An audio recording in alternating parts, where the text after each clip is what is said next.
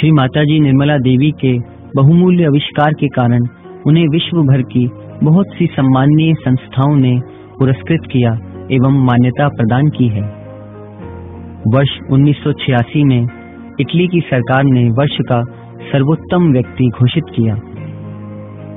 वर्ष 1989 में रशिया के स्वास्थ्य मंत्रालय के मुखिया से मिली। इस मुलाकात के बाद सहज योग के प्रसार एवं वैज्ञानिक शोध के लिए पूर्ण सरकारी अनुदान एवं सहायता प्रदान की गई। सन 1989 में ही उन्हें न्यूयॉर्क में शांति पुरस्कार से अलंकृत किया गया।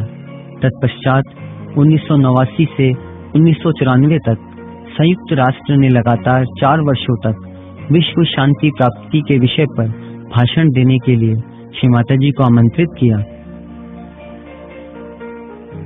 सन 1993 में पेट्रोव्स्किया कला एवं विज्ञान अकादमी की स्थायी समिति का अवैतनिक सदस्य नियुक्त किया। इस अकादमी के इतिहास में केवल 12 लोगों को ये सम्मान दिया गया है। सुप्रसिद्ध वैज्ञानिक सर एल्बर्ट आइंस्टाइन भी इन्हीं में से एक हैं। सन 1994 में चीन सरकार के आमंत्रण पर चीन के लोगों को संबोधित किया एवं विश्व महिला सम्मेलन में चीन सरकार का आतिथ्य ग्रहण कर सहयोग द्वारा मानव कल्याण की व्यवस्था की। सन 1995 में रोमानिया के इकोलॉजिकल यूनिवर्सिटी ऑफ बुखारेस्ट ने श्री माता जी को कॉग्निटिव साइंस में PhD की डिग्री प्रदान की। सन 1997 में 105वीं कांग्रेस एवं 2000 में 106वीं कांग्रेस में मानव हितार्थ श्री माता जी के समर्पित एवं अथक कार्य के लिए कांग्रेस सदस्य एलियट एंजल ने कांग्रेस के रिकॉर्ड में सम्मान वक्तव्य पढ़ा। सन 2001 में भारतवर्ष ने पुणे में मानव रत्न से उन्हें सम्मानित किया। इसके अलावा विश्व के कई देशों ने श्री माताजी को पुरस्कृत एवं सम्मानित किया है, जिसका वर्णन इस अल्प समय में असंभव है। अतः श्री माताजी निर्मला देवी का गरिमामय व्यक्तित्व सर्वदा ही महत्वपूर्ण है। श्री माताजी निर्मला देवी का जन्म भारत के मध्य प्रदेश के छिंदवाड़ा नामक स्थान पर 21 मार्च 1923 को महाविषुव संक्रांति के दिन दोपहर 12 बजे हुआ था। उन्होंने विख्यात शालीवाहन राजवंश में जन्म लिया। पिता प्रसादराव केशवराव साल्वे एक नामी वकील थे। वे 14 भाषाओं में पारंगत थे। माता कॉर्नेलिया गणित विषय में भारत की पहली महिला स्नातक थी। सन 1926 में प्रसादराव की महात्मा गांधी से पहली मुलाकात हुई। पिता प्रसादराव साल्वे एवं माता कॉर्नेलिया उस समय स्वाधीनता संग्राम के सक्रिय सदस्य थे। उन्होंने सभी के समक्ष छिंदवाड़ा में विदेशी वस्त्रों की होली जलाई और खादी का व्यवहार शुरू किया। वे कई बड़े नेताओं के साथ जेल भी गए। विद्यालय में अपनी शिक्षा के उपरांत लाहौर के क्रिश्चियन मेडिकल कॉलेज में श्री माताजी का दाखिला हुआ। ब्रिटिश अत्याचार के विरुद्ध स्वाधीनता संग्राम के समय उन्होंने छात्र आंदोलन का नेतृत्व किया। सन 1942 में भारत छोड़ो आंदोलन में उन्होंने सक्रिय भूमिका निभाई। इस वजह से उन्हें कई बार जेल भी जाना पड़ा।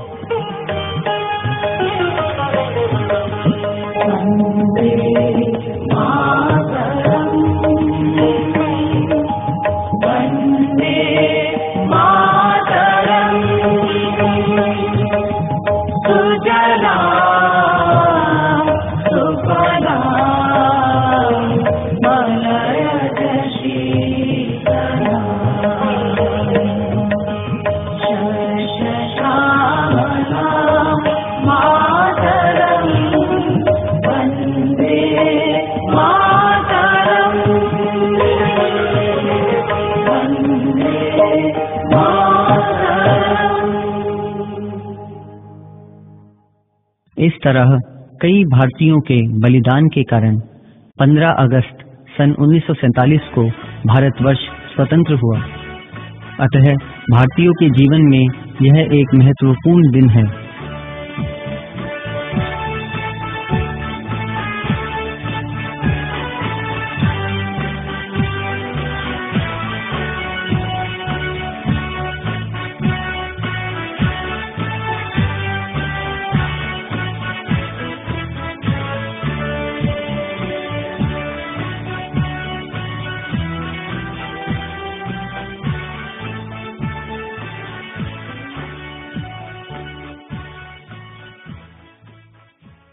श्री माताजी निर्मला देवी 7 अप्रैल सन 1947 में श्री चंद्रिका प्रसाद श्रीवास्तव के साथ परिणय सूत्र में बंधे।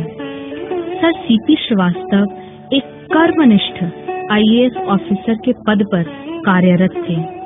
सन 1964 से सन 1966 तक उन्होंने प्रधानमंत्री लाल बहादुर शास्त्री के सचिव के रूप में कार्य किया।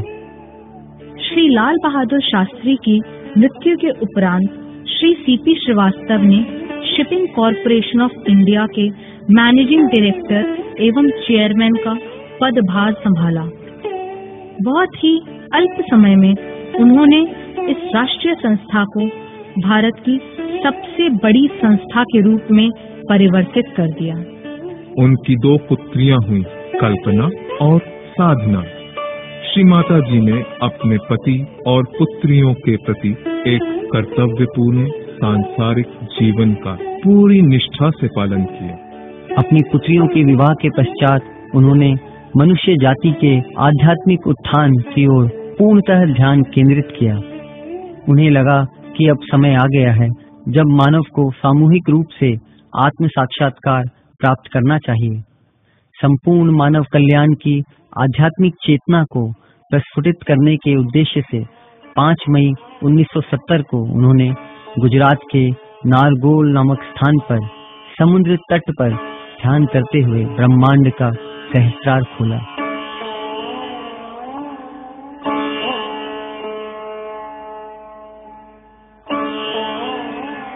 पाँच मई सन 1970 से मानव सभ्यता के इतिहास में एक नए अध्याय का शुभारंभ हुआ। सहयोग के द्वारा सामूहिक रूप से कुछ ही क्षणों में आत्म साक्षात्कार की अनुभूति प्राप्त की जा सकती है। श्री माता जी ने धीरे धीरे एक एक करके सत्य को खोजने वाले सभी साधकों को आत्म साक्षात्कार देना आरंभ किया। ठीक इसी समय सन 1974 में Shri CP Srivastava international maritime organisation के सेक्रेटरी जनरल के पद पर आसीन हुए। कारणवश श्री माताजी ने उनके साथ देश विदेश का भ्रमण किया। परमेश्वरी की असीम अनुकंपा से श्री चंद्रिका प्रसाद श्रीवास्तव को इंग्लैंड की महारानी ने नाइट के रूप में सम्मानित कर सर की उपाधि से अलंकृत किया। हमारी परम पूज्य माँ के अथक प्रयास से धीरे धीरे सहज योग देश विदेश में फैलने लगा। वर्तमान में 120 से भी अधिक देशों में सहज योग ध्यान केंद्रों पर प्रतिदिन हजारों लोग आत्म साक्षात्कार प्राप्त कर चेतना की उच्च अवस्था में उन्नत हो रहे हैं। ध्यान की अवस्था में पहुंचने के पश्चात मनुष्य धर्मातीत हो जाता है। उसके अंतःकरण में सत धर्मों की अभिव्यक्ति होती है। श्री माता जी के अथक परिश्रम एवं प्रयास से धीरे धीरे विश्व के सभी सहयोगियों के अंदर सहयोग आध्यात्मिक रूप से विकसित होने लगा।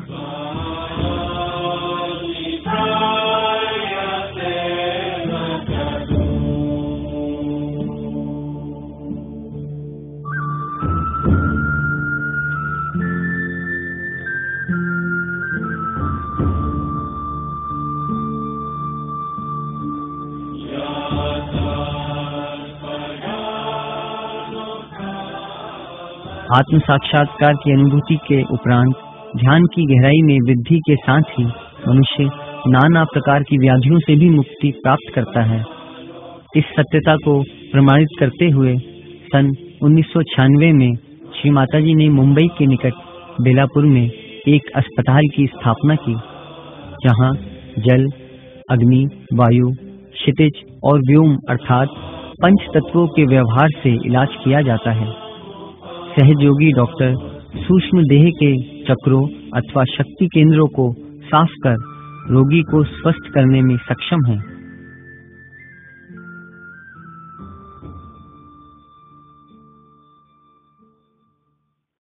Meditation is something silencing yourself, silencing your thoughts, and going to that deep ocean which is within you itself. Is a continuous availability of the divine force. That will reduce all your apprehensions. Not only that, but takes out all the negative thoughts. It takes out all the discouraging things. And when you are meditating like that,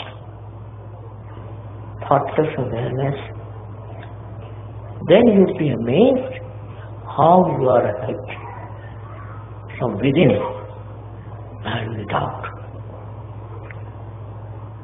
You get the confidence, complete confidence of divinity. You know you have that. I have seen children coming from our school in Dharamshala, extremely confident and extremely humble. And I asked them, what do you do? They said, we meditate.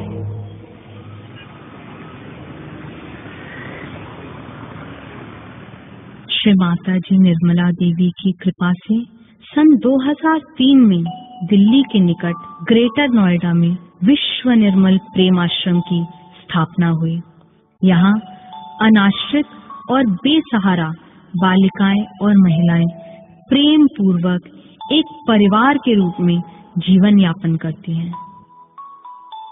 ऐसी पीड़ित और समाज द्वारा प्रताड़ित महिलाओं को सुखी जीवन दान प्रदान करने में सक्षम हुआ है आज का यह महायोग।